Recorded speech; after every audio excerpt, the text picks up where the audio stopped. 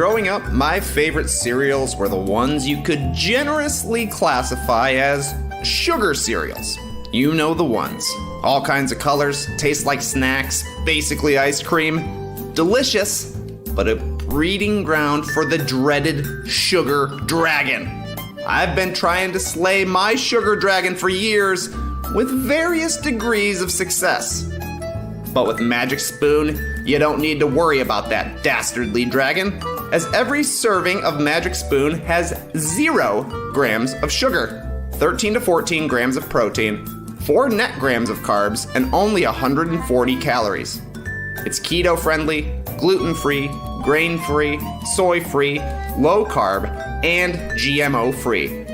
It does not matter what flavors you choose. You can build your own box or get a variety pack with bangers like cocoa, fruity, frosted, peanut butter, blueberry, and cinnamon. Hey, those sound suspiciously delicious. Go to magicspoon.com/nodunks to grab your cereal and slay your sugar dragon today. Use our promo code NODUNKS at checkout to save $5 off your order.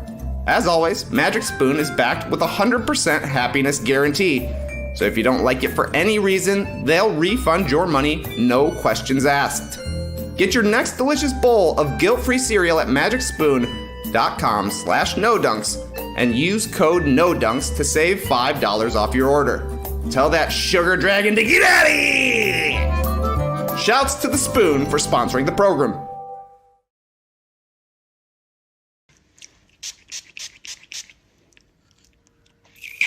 Oops. Don't forget that smelling out of the mouth fresh is important. Shower every day, brush your teeth, and smell great.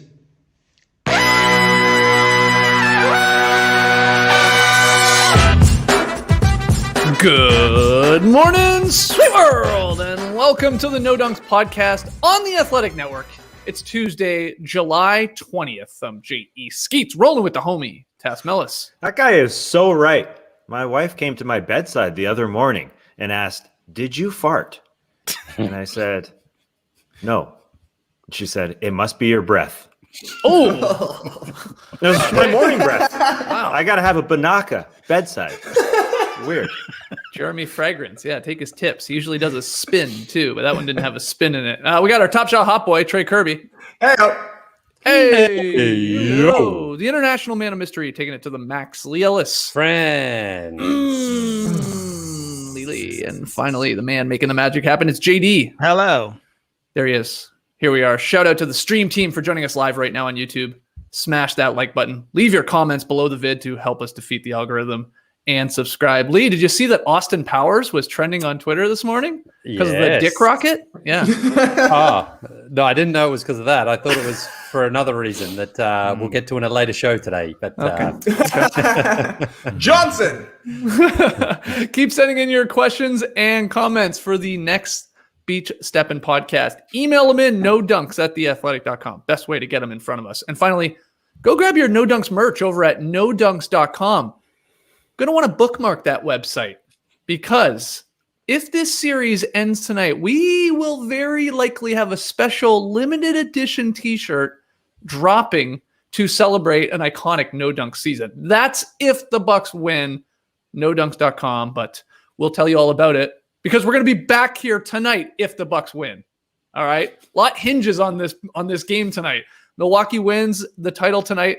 We're going to jump on after to discuss it. If Phoenix gives us a game 7, if Scott Foster gives us a game 7, we'll be back in the morning to do a Wednesday morning show. But let's get into the game 6 preview. We'll do a little Is This News later. Task, get us started, man. We're doing it for every game here in the finals. What's just the biggest question to you heading into game 6 tonight?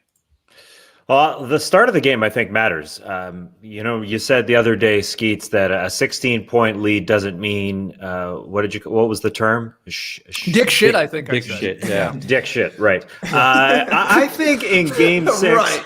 It absolutely does mean dick shit. Maybe it means shit dick, because I think if it's flipped, if the Milwaukee Bucks get out to a big lead like the Suns did in game 5, going back to Milwaukee here, I think it's over. I think the Suns won't have the firepower to be able to fight back. They had a lot of things going for them in game number 5. Drew Holiday got into foul trouble early.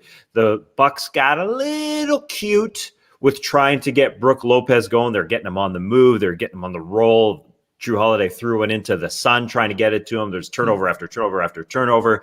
And I think the Bucks played a little bit smarter in this game. And the Bucks are they're showing how they can win. Obviously in game 3, 4, and 5, so many more possessions and able to capitalize on turnovers.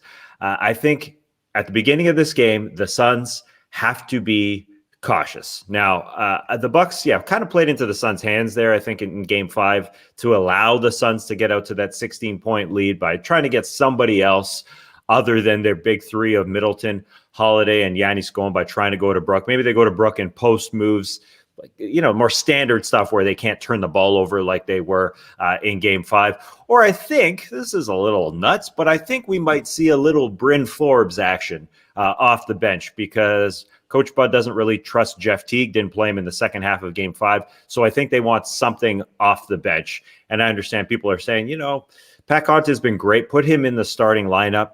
But at the same time, you want one guy who's really, really playing well off the bench. You want one competent guy or one guy who's playing well. So competent Connaughton is going to continue to come off the bench. Right. And I think they might shove some Bryn Forbes minutes in there to get them going. But they have so many guys playing pretty well, while the Suns, really, it does come down to Chris Paul. I know we say it over and over and over again just to keep them close. But for the Milwaukee Bucks and their fans, this is their game 7. Everyone's talking about, whoa, if we go to game 7, the Phoenix Suns fans will be bonkers. I think the Bucks fans are going to be equally as nuts in the Deer District, in the arena.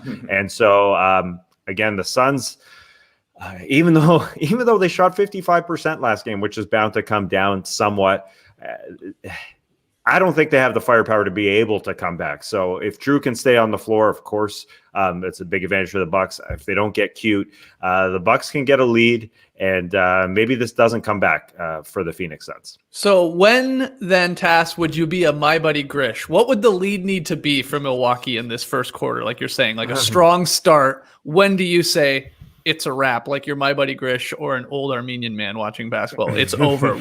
How many points? That's what I want to know. Wait. You got to be a Grish or an old Armenian man? I remember a man by the name of J.E. Skeets saying it feels like the Phoenix Suns won the title here at the end of game 2, Skeets. I'm talking about the actual game here right now. Jesus Christ. This guy loves to keep fucking receipts, doesn't he, man? Every goddamn podcast you got to say I know, this. you always I'll like start to doing bring it for you. I'll start writing them all down here. That's fair. Jesus fair. Because Christ. you always bring it up when you get it right. You don't want to bring it up when you get it wrong. When? What are How you many things talking you bring about? up from the preseason? Oh, I called this one. I said I called Devin Damian Booker was Lillard gonna for be great. MVP. I guess I was wrong on that one. Damn. Shit. Bury on me. Lee, have a crack at me. I called MVP for Damian Lillard. I got it wrong, man. What now? Holy the temper crap. boy. The temper boy is back. It's like He's every back, goddamn ladies and day. gentlemen. Holy crap. That's good to keep. What are you receipts. writing all these receipts like you're Tom Haberstroh putting up Post-it notes on Twitter? Jesus, Hey, Murphy. man, don't worry about it. You got to keep receipts. They do it on Inside the NBA. Skeets, I said the Bulls are back for an entire season, buddy. Right. It's okay to be wrong sometimes. It's more important to be entertaining than to I be know. right. I'm talking about the game. Task. What score so we can come back tomorrow morning and I can say you were right or you're wrong, or tonight. What's the score got to be for the Bucks in the first quarter to say it's over? Yeah, well, let's go back to the dick shit. I think in that ballpark. I think if it's a 15, 15 is good with me. Calling it 15 points. I think it's tough. I think it'll be tough for the Suns. On the road, deflated. That Chris Paul shove at the end of game 5 was, one of those frustration things that I think the Suns, they're going to fight, obviously, but there's something deep down that's a little bit, bugging them a little bit. And I don't know if Chris Paul, number one, is right. He had the stat line is good, as we've talked about, but if he can't play 40 minutes, as he hasn't played the last 3 games, Cam Payne's going to have a big game. So that's a huge key. If Cam Payne's having a huge game, then the Suns Yeah, the Suns can win, but for some reason, the campaign hasn't been that guy in the finals as he has been the first few series. So the Bucks, they get better as the series go on, just as your predictions do, Skeets. I'm not sure. I'm just making a receipts comment here. But the Bucks too, they get better as the game goes on. They just get tougher. They get more possessions, and they rely more on their big three. They can play around in the first quarter. I think Bud's going to get cute. I think Brent Forbes is coming off the bench. Will he be a 30 under 30, have a big game? I don't know. That's a stupid Forbes reference. That didn't make sense. Anyway, I think 15 is the line for me. Okay.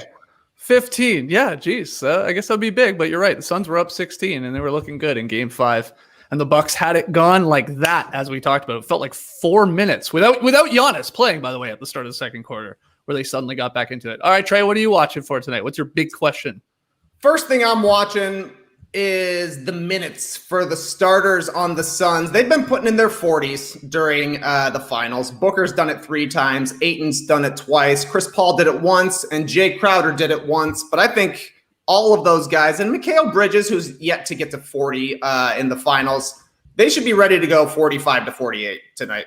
Suns starters have been better than the Bucks starters. I think everybody on the Suns is a positive plus minus. The starters, except for Chris Paul, he's like a minus 0.6 because he plays a ton of these minutes with all bench units. I can see the Cams kind of getting a little bit of a taste here in the first half.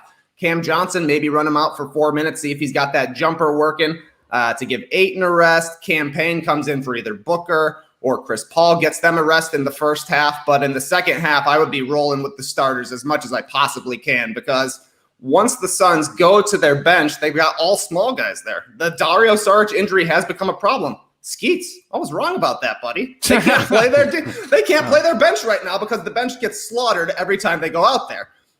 So yeah, I would like to see the Suns play a ton of minutes from their starters. They honestly have to be ready to go almost the entire game.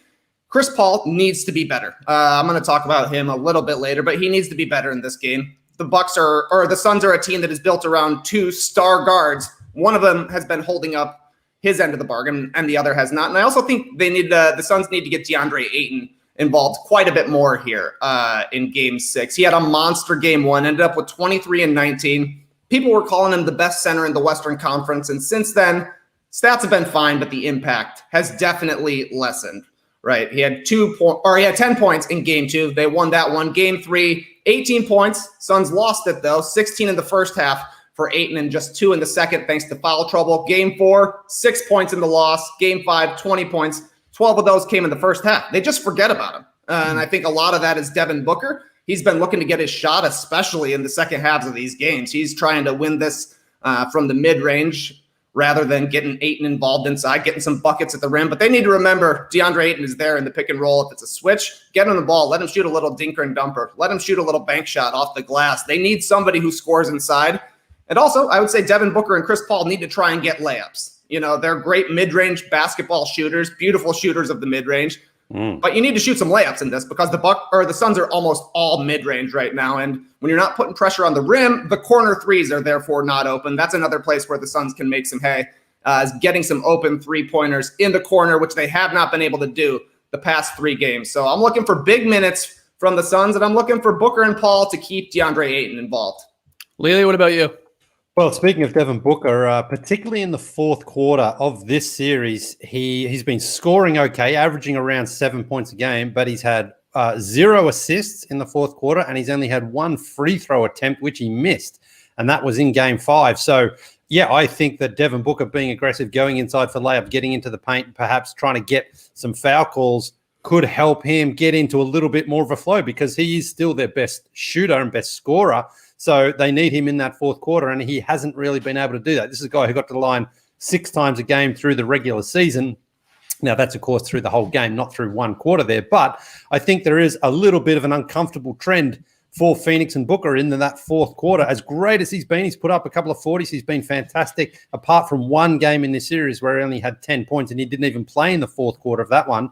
But it's almost like you still need to do a little bit more because it's not going to be anyone else getting inside and getting those free throws and just trying to get those baskets. Whether or not, just going inside creates opportunities. Maybe he does get a lob to DeAndre Ayton. Maybe does find Bridges in the corner or Crowder or someone like that. But this offense, of course, is not just if you score the ball, it's whether or not you can create and set up for your teammates. And again, this is not in any way a criticism of Devin Booker, because I think he's been fantastic, but it has stood out a little bit that in those fourth quarters, he hasn't been able to generate the same sort of offense for his teammates or even get some chippies for himself there. So I think that's going to be a focal point, because I think this is going to be a pretty tight game. I don't think you're going to see a blowout one way or the other early on in this one. I think this is almost going to have a Game 7 feel to it, because, in Game 7s, they tend to be a little bit scrappy, a little bit tougher to score on. And I think we're going to see that tonight, knowing what's at stake. So if it is close, if you've got someone like Devin Booker on your team who's a fantastic scorer and shooter, if he can get a couple of those easy ones in that fourth quarter, I think that could be a good sign for the Phoenix Suns. So we'll see. You don't think the criticism is fair at all that we're seeing here with Booker, and we're seeing the stat that he has no assists in the fourth quarters, and maybe he's got blinders on? What do you think? I think overall he's been fantastic for Phoenix. So I don't want it to be like, hey man, guys putting up back-to-back 40-point games, but you've been bad in fourth quarters. I mean, his team's won 2 of 5 games. I mean, he's been great still. Apart from one game, he had a bad game. Yeah. Other than that, he's been good. So it's tough to sort of, point at him and say it's your fault. But in those fourth quarters, that's where, again, you look to your stars to sort of, throw the playbook out the window a little bit and just like, give me the ball. I'm getting us a bucket. I'm getting someone else a bucket. I'm getting to the free throw line, something like that. But he's a young player, obviously never been in this situation before. And he's no doubt he and Monty Williams and Chris Paul have been talking about it, I'm sure, to say tonight's the night where, you're going to have to do that in that fourth quarter. Mm-hmm. I'm looking at who's going to have the big bounce back performance in this game when it just comes to key players. And by process of elimination, I think we only have one guy. And I know you're going to talk about him a little bit more, TK, you said, in Chris Paul. But like Khris Middleton had the big bounce back in Game 4. That was huge. Jrue Holiday, of course, in Game 5. Massive from him. So who's going to be the Game 6 hero, that bounce back performance? Well, it can't really be Booker, as we talked about. Like, he can be better in the fourth, yes, in terms of playmaking and getting to the line maybe, but he has put up 2 40-point games here in back-to-back games here in the finals. That's amazing. So it's not going to be really him. Well, it's not Giannis, because he's averaging 32, 13, and 6 in the finals. So he's been pretty consistently amazing. So that leaves Chris Paul, I think, here. Again, as key players to have a huge bounce back. And it's strange because he had 21 and 11 in Game 5. He hit 3 threes, 9 of 15 from the floor. He only turned the ball over once, which was a big problem in the games prior. So he cleaned up that, but it didn't feel like he just had control of that game like we know Chris Paul has done many times in his career before. And so he needs to be awesome tonight. And I think it goes hand in hand with not only, you guys are saying put pressure at the rim for sure, but they do, and they talked about this after Game 5. We got to get more three-point attempts. Mm-hmm. That's what Phoenix said. Like, they only attempted 19 threes on Saturday, their lowest output for any regular season or playoff game this season. And that was after only 23 in Game 4.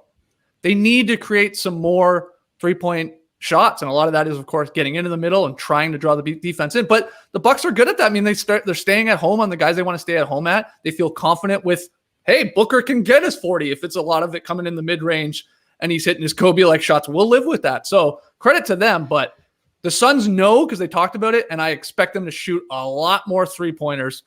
And I think that includes Chris Paul, by the way.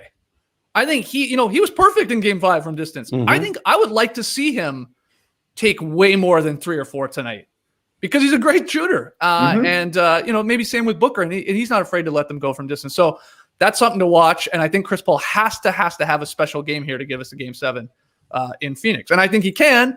So, of course, we get the Scott Foster angle now. And what else we got? We got brothers there, and we got Lou. And, like, it almost sucks that they're the officials tonight because one way or the other, we're going to have people saying tinfoil hat on conspiracy. It's like, well, either the NBA called it into those guys and they won a Game 7, or, well, no, Chris Paul's, he can never beat Scott Foster. And it's block. Yeah, I don't listen to any referee talk. I can't stand it. I'm trying to watch a basketball. There you go. I'm not watching the stripes. I'm not a Foot Locker. I don't care. I just can't stand any of that talk. I think the Suns offense, you're right, has to get threes going. I think the ball just has to be in Chris Paul's hands more. We're talking about Devin Booker, going for 40 and being in the mid-range and doing that and not setting up guys. I mean, what more can you ask Devin Booker to do? You want him to be a James Harden 50-point triple-double guy? Like, he is playing so well, but the Suns offense doesn't get going with him, in the mid range. He's not getting everybody else going, and the Bucks just have too many guys going for the Suns to play like that. I think the ball just has to be in Chris Paul's hands. It sounds nice to say Chris Paul's got to have 30 or 35 and fire away from 3-point land, but I'm just not sure what he has left or what's going on. If he's averaging 35 minutes the last 3 games, there seems to be something that's kind of off there. So I think he just gets in the lane and gets everybody going. Like we talked about, I guess, last show where we were talking about game 5. It's like maybe we find out there is some weird injury going on with him. Maybe it's a possibility. But the other problem is it's Drew Holiday, right, Tass? I mean, part of it, it's Drew Holiday is probably the best defensive guard we have in the game. He's top 3 for sure. He's physical as hell. Is he underrated again? Well, yeah, I think he has come back. He's a bit of a Ferris wheel himself, really. We need to see a bounce back game from Drew Holiday, to be quite honest. He had a bounce back game in 5, but you need to bounce back to that same level. If the Bucks are going to win this one. The last time they played in Milwaukee, 4 for 20. Nice for me, but not nice for the Bucks. Drew Holiday's got to be better, but Chris Paul has had his opportunities, right? I think it was the second quarter. It was Chris Paul on the bench, basically, the Bucks came back against. Game 4, fourth quarter, Chris Paul on the bench. That's who the Bucks came back against. Right. Chris Paul has had opportunities. He needs to seize them, and he needs to do it tonight.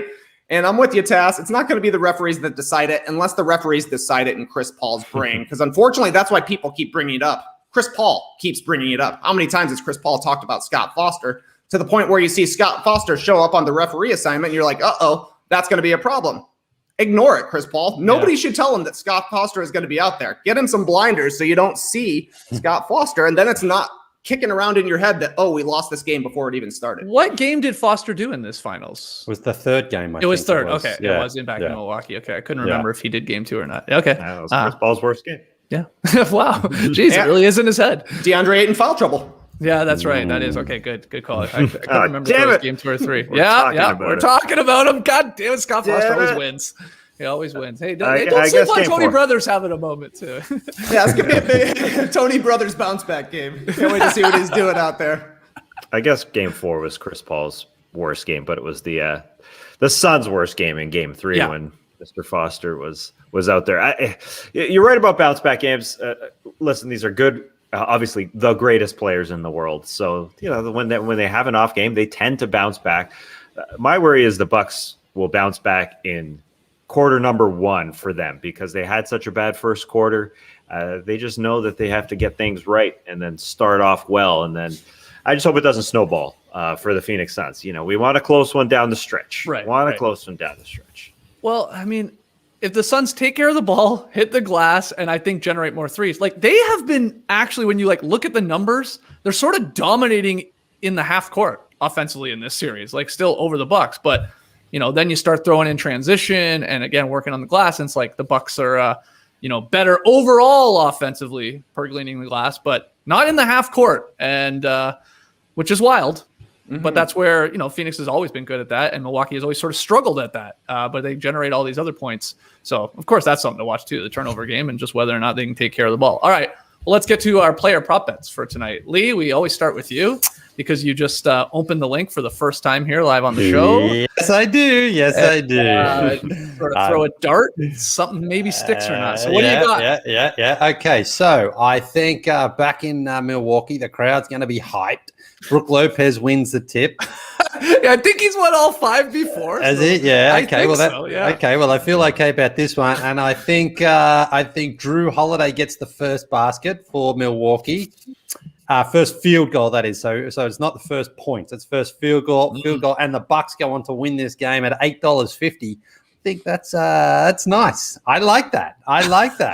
Drew Holiday first basket, parlaying that into Milwaukee win. You get $8.50 if you put $1 down on that. So have at it, people, and let me know how you go with your money. Have you hit the first basket yet in the series? No, but I think I've got the back end of the bet a couple of times. So, okay. That doesn't really matter if you don't get the front end of it. But it's just fun. It's fun. Keeps you engaged. Okay. So Drew Holiday hitting the first basket. Yep. And then you have the Bucks winning tonight. You think this ends tonight? I have the Bucks finishing the job tonight. Yes. Okay. He wants that to Well, happen. he really wants it. He doesn't want a Totally. game 7 because doesn't want it's going to flight screw with his travel plans, his Europe travel plans. No, look, I think the Bucks do win. I just think they have been playing better. And yes, it certainly wouldn't hurt if they did win. I'm with you. I'm flying Friday morning for a little trip. So if we go to a game 7, we're doing a late night show that night, no matter who wins. And I'm flying early Friday morning. I'd prefer not to do a show Thursday night. So yeah, let's rock it, Bucks. Let's finish the job. Although I think, Lee, I noticed the light cast on your face as we start this show. Is it like 4:30 in the morning? You're watching the sunrise over there? It's the afternoon, isn't it? Yeah, like it's oh right my now. God, yeah, it's the afternoon. My clock it's is off.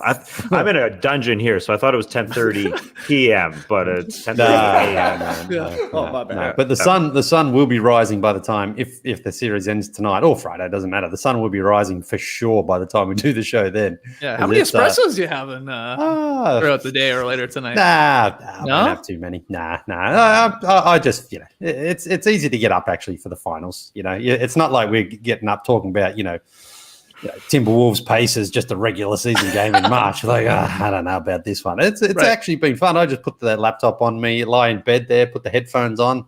Wife stays asleep. As long as she's asleep, everyone's happy. Everyone's at peace. Oh, so we're getting Whisper Lee Ellis tonight. No. Because look. Whoa. Yeah. So hold on. You have a hotel room that has a sliding glass door that is separated. Yeah, and there's a curtain brilliant. there as well. So, I've never seen that. Yeah.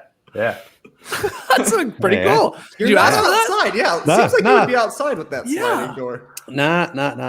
But So that room has 2 beds in slowly it. opening It's and one closing. room, it has 2 beds in it, but you can divide it with a No. That's where the boys are around the corner here. They're on the other side over there, but they're tucked away. Okay. And they'll be asleep anyway. They won't mind. But I'm more talking away from my wife with the door closed.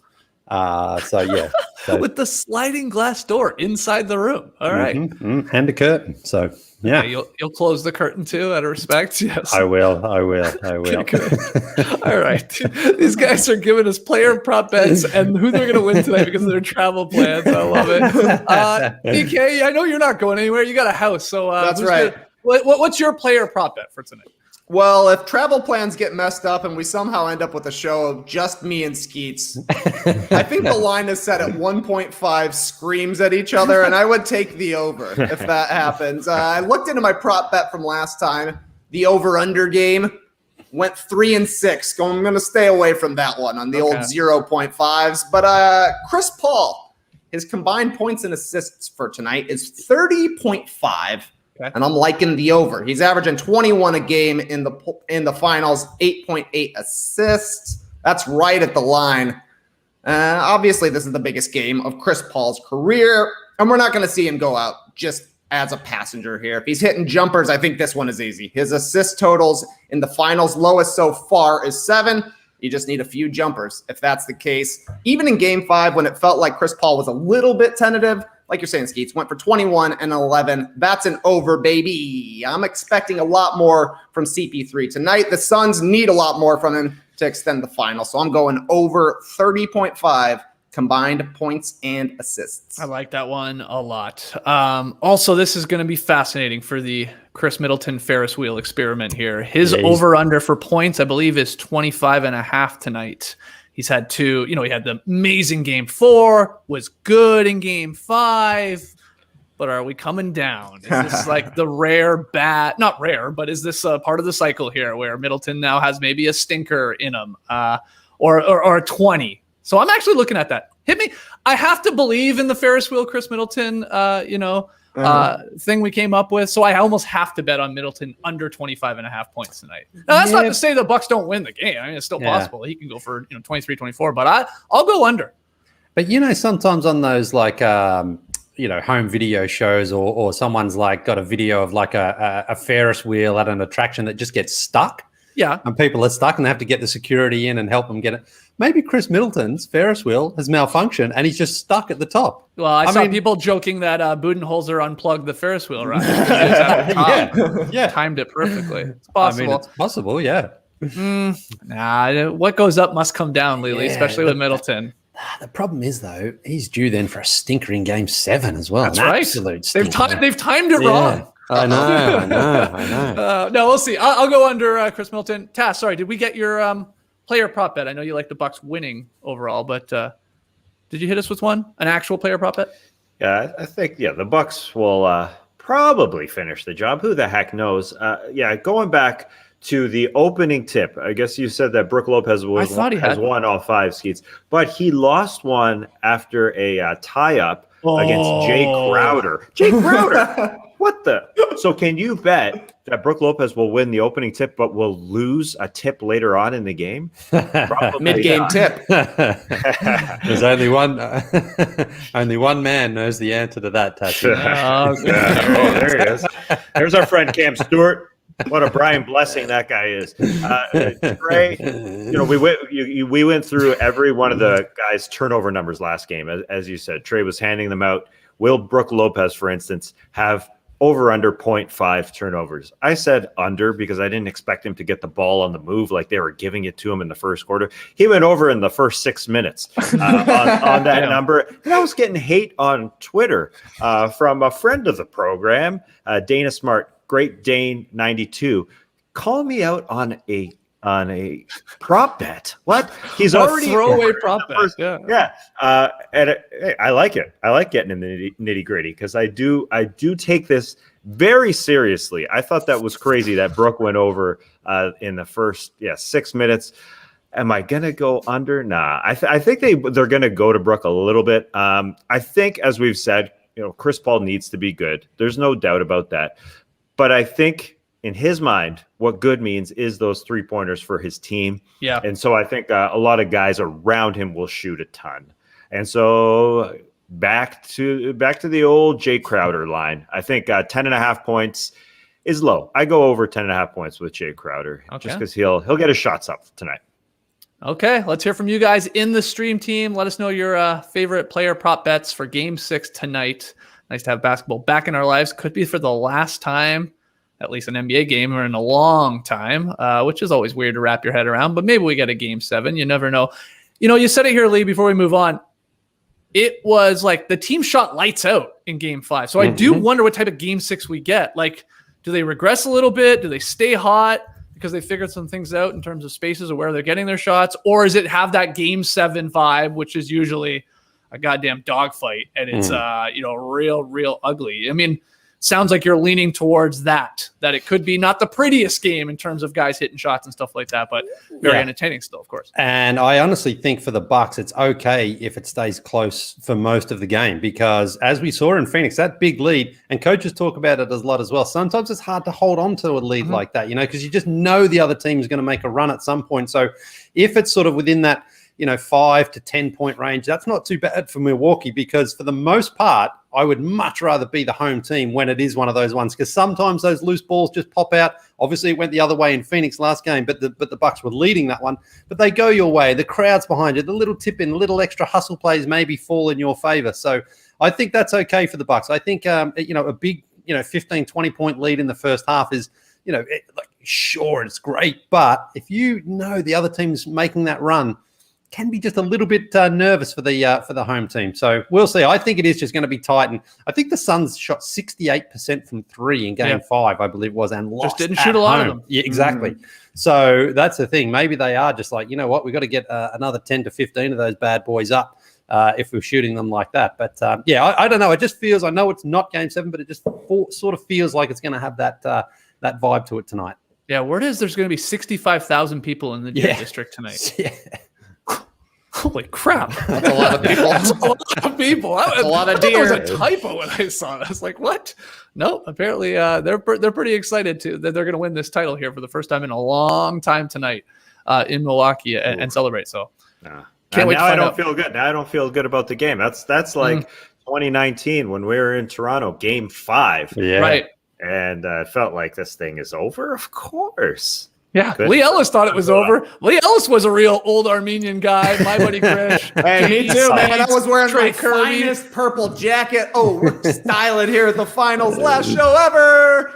Well, that was Nick Nurse's fault. sir. Yeah, well, Cianoka no. That was with a boring Lee Ellis old was blue in the jacket. press box, as I've told this story many times, smacking the back because he thought the Raptors were winning a title when they were up. What were they up? Like 8 or 8? 6. I think it was 6, I think, was the Oh, biggest they'd lead. And then it was a timeout. And then it was a Steph 3, Yeah. a Clay 3, Yeah. and did Iguodala hit a 3 as well? I can't I remember. thought the Raps were up 8. I could have sworn. But anyway, yeah, you were going nuts when they were. And there was like 2.5 minutes to go, right? The place was, it just the place felt was like rocking. after that Kawhi 3, I was like, oh, we're home, baby. We're home. Never over, man. It's never over. Even the Bucks in Game 5 were up like 10 pretty late. Yeah. Suns had a chance to win it. I know. I mean, Booker has a chance to take the lead. And then And obviously the great speaking play. of Chris Paul, I mean, he walked into a 3 there the other night to sort of cut it, I think maybe to 4 points. I mean, that sort of a breakdown is exactly the sort of thing that Chris Paul can cash in on. And, that is so, yeah, as bad as, he hasn't been bad, but if he gets an opportunity, you don't want to leave him alone either. So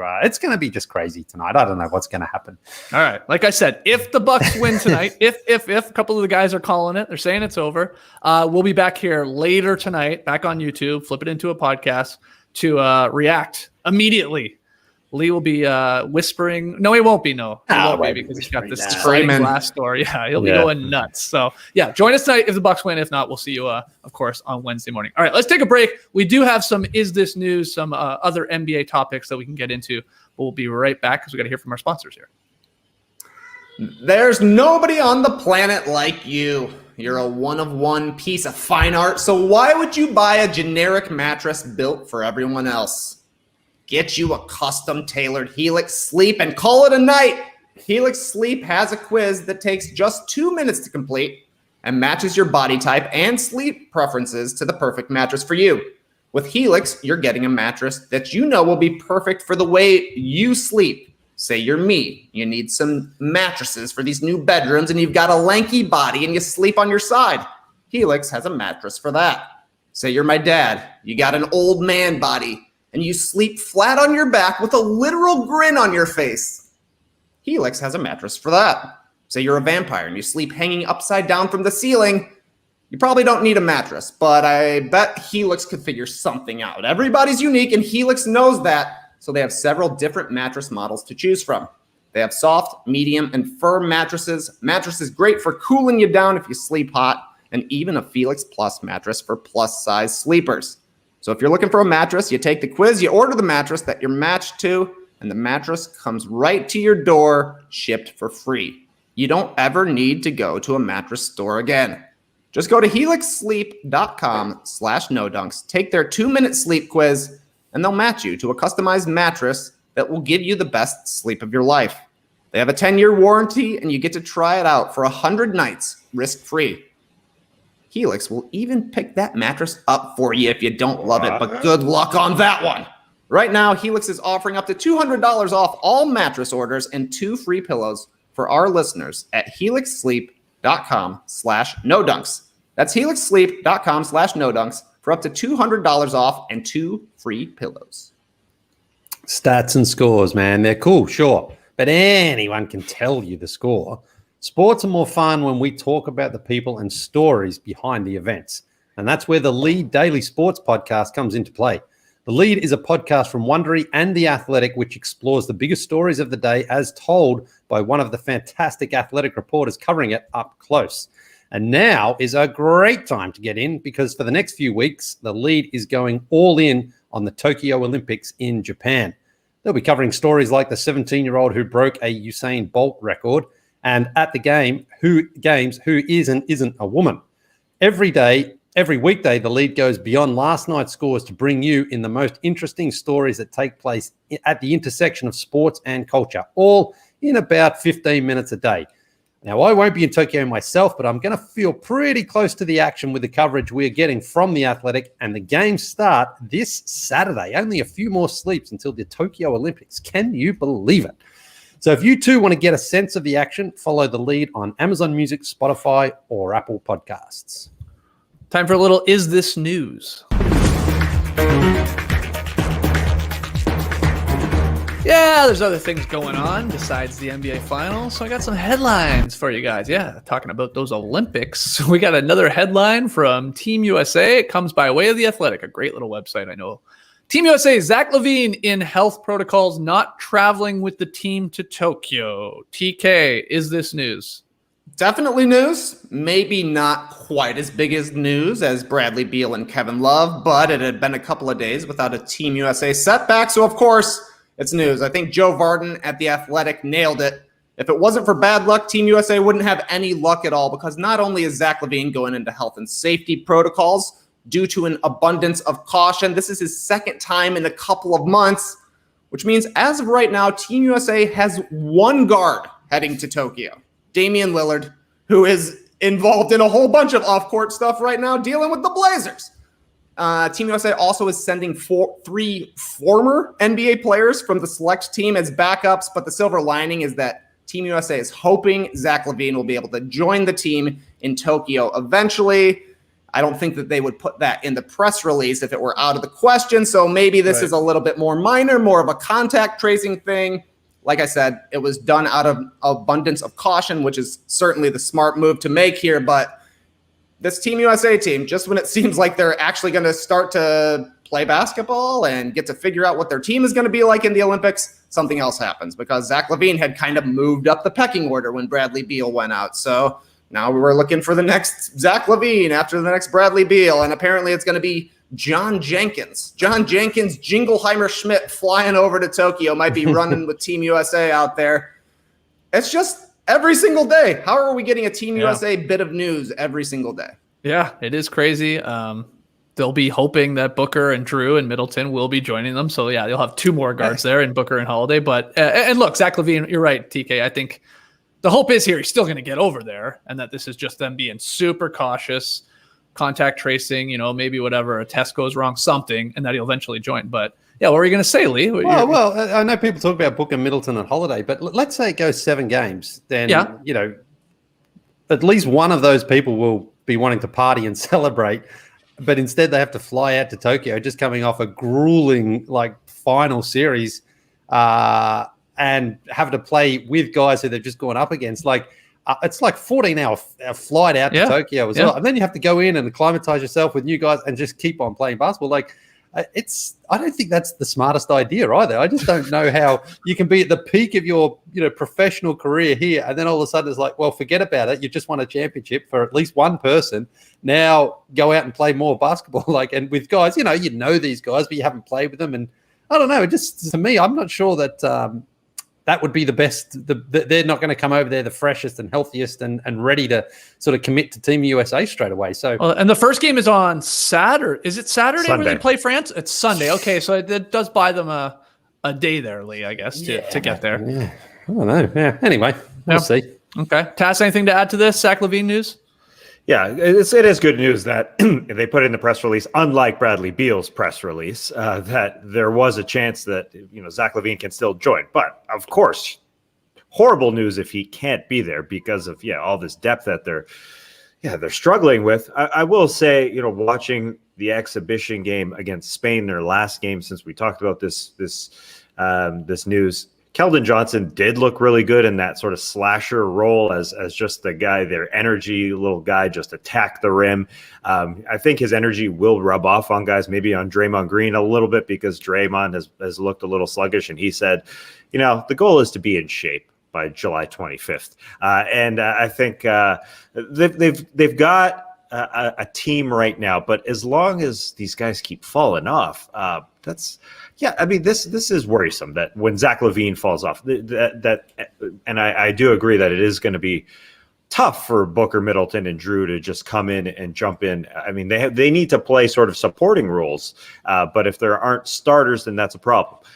That being said, I think Zach LaVine is there. I think they should feel decent enough, but I mean, you can't just throw out guys who've never played together. Like if Drew, and Devin are out there together, that's tough. I mean, it is tough against the rest of the world. So hopefully Zach is out there. But I did like the way Keldon Johnson played on both ends, offensively and defensively, to add to whatever roster this team has left. It is pretty nuts how they're just falling off right now.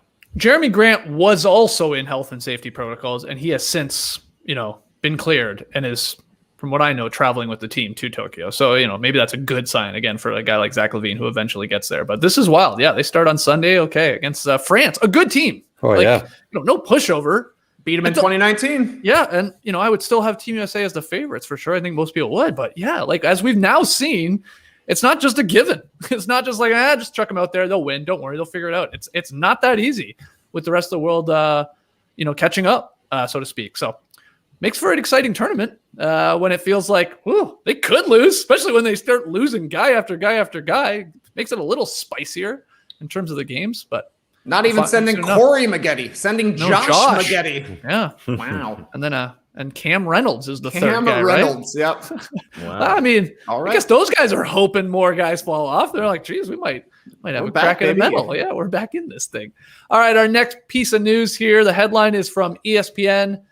Denver Nuggets Will Barton declines $14.7 million option, but both sides interested in a new deal, sources say. Just so everyone remembers, Barton, he suffered a hamstring injury. He missed more than 6 weeks, I think it was, at the end of the regular season into the playoffs. I think this makes sense for him to do this when you just look at the expected top-tier free agents. There's just not a lot of them on the market. So there's money out there. You'd be sort of silly not to test it. He's a good player. He's not a great player. But I'm fascinated to see whether or not the Nuggets and him come to an agreement, Lily, and then what that number is. They're not going to have Jamal Murray for a good chunk of the season at the start. If Will's healthy, he sort of slots into that role. But then they got a lot of money tied up to their key players. So this is a bit of a pickle, I think, here for the Nuggets to decide what they do, because then you're like, well, if they move off from Barton, then who are they looking at to try and sort of fill that role? And that's, you start looking at other names. You're like, who? Do they make a move on a Josh Hart or a Bullock or something like that? And Alec Burks, it's maybe, I don't think it's at the level of a Barton. And I don't think they can afford a Norman Powell or a Gary Trent Jr. or like a Tim Hardaway Jr. So I don't know what you think about where they go here. Yeah, well, look, he's a 38% three-point shooter in his last 2 seasons, but he's also missed some time with injury. So it's a bit of a sort of give with one hand, take with the other. But he's going to be 31 around the start of next season. So if he's turning down 14.7, then he's looking at around 18 to 20 million, I think. I mean, I just think that's what he could expect. This is going to be his contract, his main contract of his career, because he's obviously going to be 34 if he was to sign a 4-year deal, going to 35 at the end of it. And again, I think you said it there. This is just not a great free agent market. So teams are going to probably offer him pretty close to that. I can see a 4-year, $80 million deal going his way, whether that's from Denver or somebody else. He's a good player. He's active. He's good on both ends of the floor. He's probably not worth it, but it's all about timing. So if he can get it, and again, I think he was wise to decline it, because I think at worst, he's getting 4 years and what, 70 million at least, I think. So it's just whether or not the Nuggets have got that cap space. I don't know what their cap space is right now, but obviously Jokic and Murray are going to take up a fair whack of it as it is. But yeah, then it is a Norm Powell. And Norm, basically, the Raptors traded him because they didn't want to have to pay him, similar numbers. In fact, maybe Norm even gets a little bit more than Barton. Who knows? But I think he's getting around 4 years and 80 million. I think he's smart to opt out. I think his agent and him have come to a good decision here. Yeah. What do you think, Trey? I think timing is everything. Exactly right, because the free agent market this offseason isn't going to be as strong as it always has been. And like y'all are saying, Will Barton is extremely important to the Nuggets next season. With Jamal Murray still going to be recovering from his injury, it feels like Barton is going to be the main perimeter star for the Nuggets alongside Jokic and, Aaron Gordon, though he's not necessarily a go get you a bucket kind of guy. But like Lee said, Will Barton's missed a lot of time. He's missed at least a quarter of his games in 3 of the last 5 seasons. Like you said, Murray and Jokic, big on the books. The Michael Porter Jr. extension is not too far down the line here. And then their team gets really, really expensive. So, Lee, you're saying 4 for 80, which the dollar amount sounds right to me, like 20 mil per year. That seems like what Will Barton will probably be asking for. If you're turning down 15 million, I don't know, you want what, a third of a raise? Sure, who doesn't? Give him 20 million, but are the Nuggets really going to be paying him for 4 more years when they know they're going to have to pay for Michael Porter Jr.? They know they're eventually going to have to pay for Aaron Gordon if they want to keep him around as well. I don't know. If I was a team trying to get Will Barton, I would be going high on the years, because the Nuggets aren't going to want to pay him quite as much as the deal goes on. Tass, anything to add to this? Well, yeah, this is it's a tough scenario, I guess, for the Nuggets because they want to win. There's no doubt. Are they looking for a trade? They were, rumored to be in the Drew Holiday sweepstakes. They could be looking at Bradley Beal, but do they have something to offer in return? I would say no, because I don't think they want to trade Michael Porter Jr. I think they go forward with this team, and that means that they need Will Barton on the squad. And the fact that Will Barton is turning down 14, I don't think necessarily means that he needs a huge raise. I just think he needs years. And, it's a trade-off with, having missed so many games these last 3 years. So I think as long as he gets multiple years, in the double digits millions, whether it's 12, 13, 14, 15 million. I think that's all it really comes down to. And then they basically have their team. That's basically their roster, because they're, sort of getting close to the cap at this point for next season already. And Willie, I'm sure this is going to be his last payday, but I think the fact that he's missed so much time, I think they can come to an agreement and say, you're going to play next year. Here's $3 and $50. That's enough for you. Let's move on. But if he wants to go get paid, obviously totally his right to go do that. These dudes don't need to show any loyalty to their teams if they don't want to. And he could probably get more just because of the free agent crop. But if they want to win in Denver, like that's their goal, then maybe he wants to be a part of that. And 20 per is probably not going to work for him with everybody that they've got locked in. They basically are going back with the same team next season. Everybody is locked in all the way down. Yeah, Will Barton's been in Denver for how long now? How many seasons? It must be 7. I was gonna say 6. Yeah, something like that. Yeah, it's been a while right sure. now. Oh yeah, definitely. Yeah. It's been in 2014-15. He made his way there, so it's been a long time. Yeah, it's a good point though. Tass, does he want to sort of stick around and see it out with them sort of on the rise still? I know the Jamal Murray injury was a bit of a setback, but they obviously have a really good team with MVP and Jokic there. So we'll see. Final one. Bleacher Report. Suns' Devin Booker says he should never be compared to Lakers legend Kobe Bryant. Tass, is this news?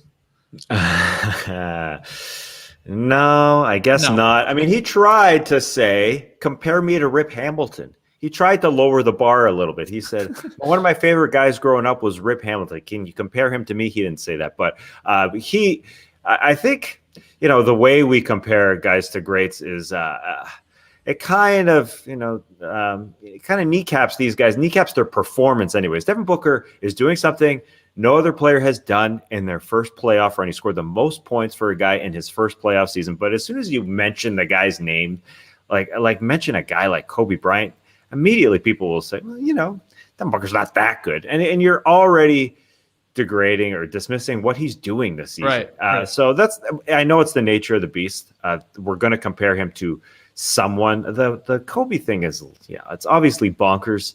But here he is in his first playoffs. He's in the NBA Finals. He's playing so well. It's a compliment on one hand, but on the other hand, it's just kind of dismissive of what he's doing. So it really just comes down to ranks. And if he can just come to the table with what Kobe did at the end when he was sitting on the bench and he was able to do the 1, 2, 3, 4, 5 to someone. I mean, that's the only way these comparisons ever work, is if Devin Booker is able to pull out 2 more games. And I think again, we're asking way too much of him to be a 40 guy, would drop 40, assist 8 to 10 times, please. I mean, what do you want him to do? I mean, James Harden did that for some stats, but he never, won a championship that way. I mean, he needs some help. And Devin could get to a championship level where he's a starting shooting guard, scoring 30 points on a finals team. But so let's not compare him to one of the all-time greats. Trey, what do you think?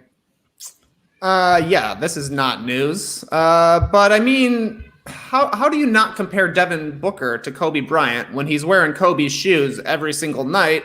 And he's talked multiple times about Kobe's inspirational words to him, and his game is pretty similar to Kobe Bryant. So I understand why the comparisons have happened. Devin Booker has had a much more impressive first playoff run than Kobe Bryant did.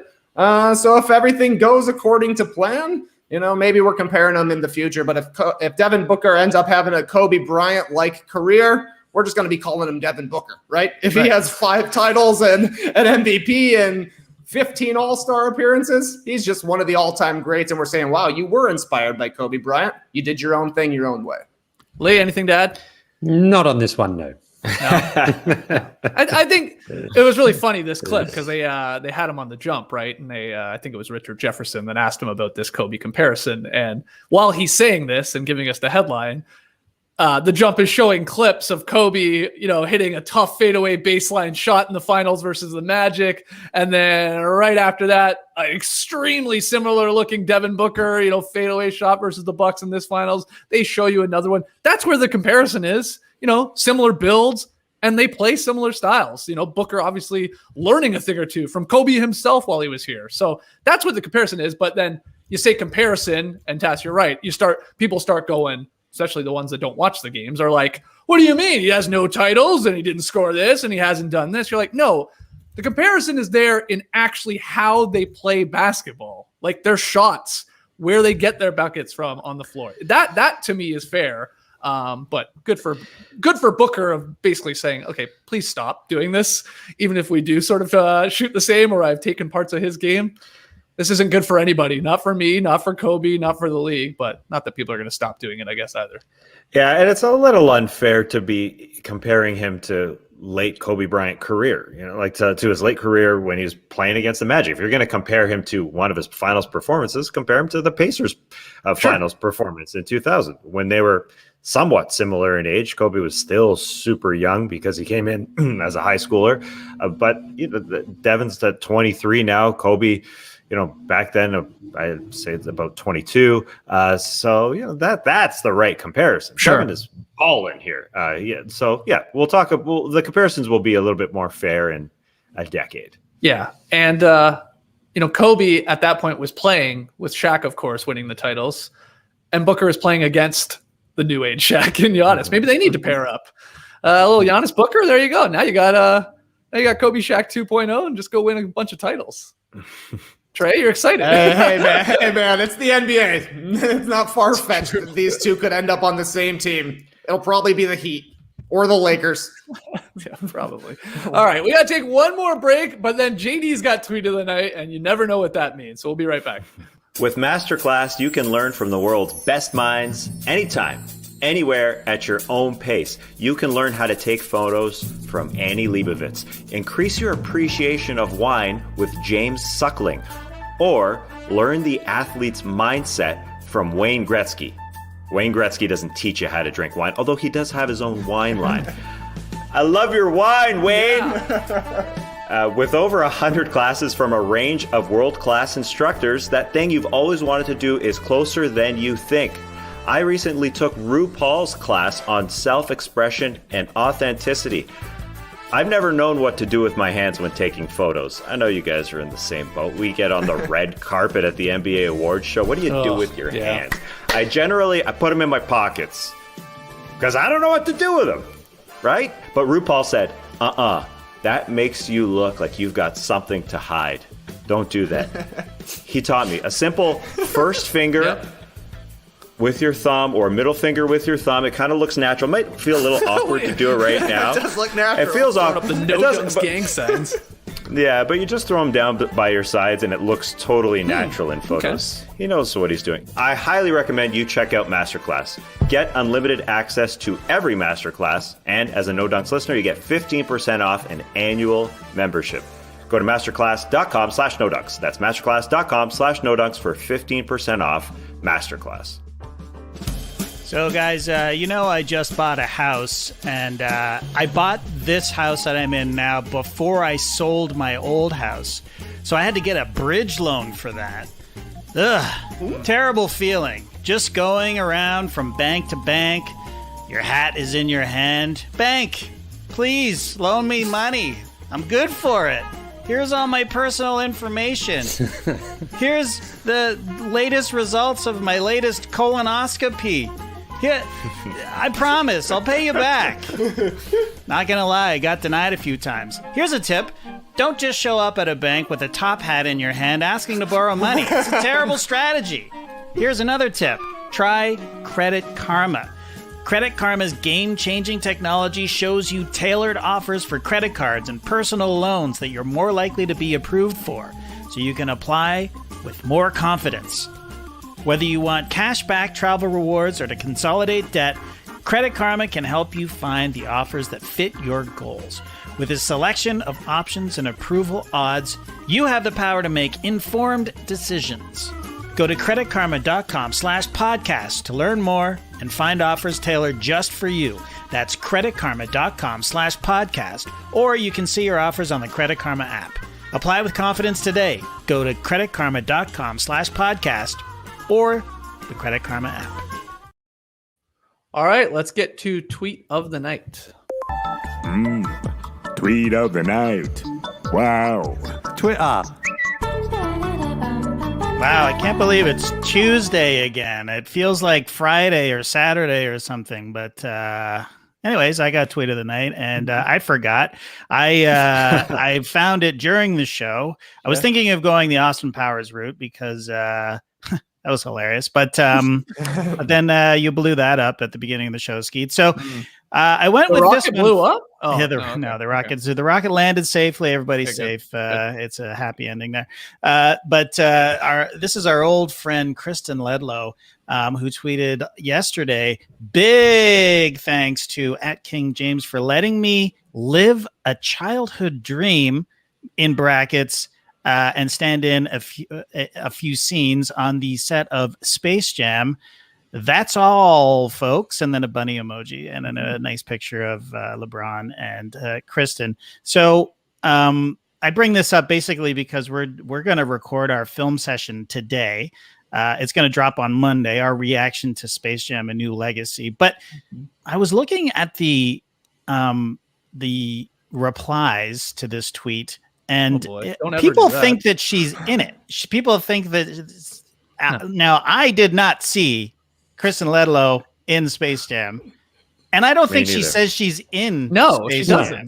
No, she just says I was standing in for a few scenes, which which is basically visiting the set is what she did. But anyways, I'll scrub through one more time before we do the show just to see if I can catch a glimpse, Tass Mellis style. See if I can find Benji Levy in the Raptor stands there. But that was John. You found John. You found John. Yeah. But why couldn't Kristen have been in the crowd at the court? Yeah, that would have been a great spot.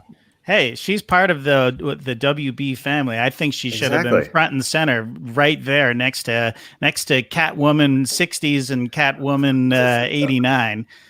Wow, you really did check out the background. Or were they front and center? I don't know. They're pretty front and center. I definitely saw two Catwomans for sure. Yeah. I mean, look, we're spoiling our film session, but half the movie is like, hey, it's the Leo. It's the Leo movie. Totally. Game of Thrones guy. Yeah, cool. Yeah. But if I had seen Kristen Ledlow, I would have been actually like, hey, Kristen Ledlow. Sure. Well, it's sort of like disappointing by all accounts that she's not actually in it. And I'm with you, JD. I don't think she's in it because I think she would have said that. Yeah. And hopefully we would have seen it too because we just watched the movie. But I remember, like, she is a Space Jam diehard and has been like angling to get in Space Jam 2 for I think like a decade. So it's almost like, I want to say it's almost like a little disappointing they just didn't throw her in. Yeah. Scene. Why not? But yeah. Anyway, at least she got to visit the set. It did look fun. And got a photo with LeBron James. That's not bad, too. Not bad. All right. So are you excited to record this film session later this afternoon, JD? Am I excited? Oh, yes. I'm very excited. It was okay. I won't reveal my thoughts on it here, but I think that the fans will be delighted. Be delighted by our reaction. That's what I think. Nice. Interesting. Okay. Very interesting. Yeah. Okay. I can't wait. I can't wait to talk to you about it. Like you said, we're going to record it later today, and then that will go up early next week once the finals are over and we got got a little more free days there to throw those type of podcasts up as we lead up to the draft next week. You're also off next week, aren't you, JD? And same with Tess too. That's exactly right. I was just going to say, I might actually post this film session over the weekend because I'm going to be on a dock in the northern Ontario, and I don't think I want to deal with it. So you're going to be listening to some Bob Cajun? Goddamn right, I'm listening to Bob Cajun on a loop. Wow, watching the constellations. I'm excited for you. Yeah, okay. I can't wait. Oh, yeah. People are saying Sarah is in the stream team. That we did Space Jam, the first one, film session with Zach Harper. Yeah. I forgot about that he came on for that one. We I were not remember it being fans. pretty good. What? The podcast. Yeah, the classic podcast. We were not that high on the original Space Jam. So I am fascinated to see what the guys think of Space Jam 2 or a new legacy, whatever the heck we're calling it. So, again, that will be out next week, but congrats to Kristen on at least visiting the set. And Ledlow, if you're watching or listening, let us know if you're actually in this thing. Again, I'm skeptical that she is in it without she would have told us, right, Trey? Yeah. That's what she would have done. Yeah, is this her telling us that she was one of the there's like a million extras, right? Like she could easily be, just in a whatever, just wearing clothes, sitting over there, standing there cheering on the Space Jam, that kind of thing. She definitely could. I don't know. Yeah. Let's see if she drops a screenshot. I guess. So you feel like it's okay if you were in like the 10th row of the the final game in Space Jam: A New Legacy. You can't really see you, you're blurry, but it's you because you were there. You feel okay saying to somebody, I was in Space Jam: A New Legacy? Oh, 100%. If you are if you are if it's a clear enough shot that you can tell that it's you, it can still be blurry, but you'd be like, hey, look, this is my shirt that I have. I think if you can prove it and you're a big Space Jam fan, of course you're saying, yeah, I was in Space Jam. Haha, look at this. It was 4 seconds and I was just in the background going wild. Okay. Lee, you're nodding your head. You agree with this? After Canada won the Olympic gold medal in 2002, I was on the front page of the Toronto Star. Like my arm and my neck. I was like that. I've got Are you serious? Yeah, That's I've got a really copy of it funny. at home somewhere. I'll see if Dad can send over a photo of it. Yeah, so I was on the front cover of the Toronto Star celebrating Canada's gold medal. Wait. Or Why just would your arm? hold on? Why would Dickie have that newspaper? If you said Because I was in Toronto, so I bought like 3 copies of it and I kept it forever. So they're back in Australia. you took them home to Australia? Yeah. Well, I went from where did I go? I went from Does no one else find that weird? You're a grown man. You're in the paper. It's there. It's yours. But for some reason, you got to get it back to Dickie to archive it. It's much safer in right. Dickie's hands than I mine. guess so. He does keep everything in pristine fashion. Okay. You act like it's just Dickie's house, but I think it's the Ellis family library. Yeah. Where you keep all important documents. Yeah, they have to live there. Yeah, that is. It's like a museum, really, isn't it? So, I'll send him. Hang on, what time is it right now? It's where am I? Where is he? what time is it? It's like 1 o'clock in the morning. Yeah. I wish it would just walk out from behind that sliding door, but no, it's not there. Dickie's here. All right. So good luck finding that newspaper clipping from Dickie. Yeah. Well, hopefully So was your face? Sorry, was your face in the photo or just your arms? No, it's like it's because the guy who I was like the guy who was right next to me hairy was arms. He knows they're was his. going crazy, and his face was in it because he was celebrating, and I was standing right next to him, and you could sort of see my arm. And I'll see if I can track it down. Anyway, Wait, are you like in a bar? Are you in a bar? Yeah, guess where we are. Guess the one place we would be to watch the gold medal game in Canada. What year? 2000. 2002 it was. Yeah. Which bar would you go to watch it? Gretzky's. Gretzky's, of course. Yeah. I'm still actually Wayne still owes me $20 for that because he was charging people $20 to get into the bar to watch Canada's gold medal. I'm like, come on, Wayne. I know you don't actually own them. I don't think he did own it in the end, did he? I think he just licensed his name to them. Yeah. Come on, Wayne. You don't need that. You don't need those $20. Wayne. Come on. It's a big day for Canada. Have some fun. Could have bought some more newspapers. Photos of your arms that you saved. That's going to be a hilarious part of the Lee Ellis Museum, the exhibit at Dickie's house, where you're just looking at this photo going, why is this in here? That's his arm. Well, wow. Yeah. All right. Well, at least Wayne took that $20, put it to good use, made himself a wine company. That's right. Right?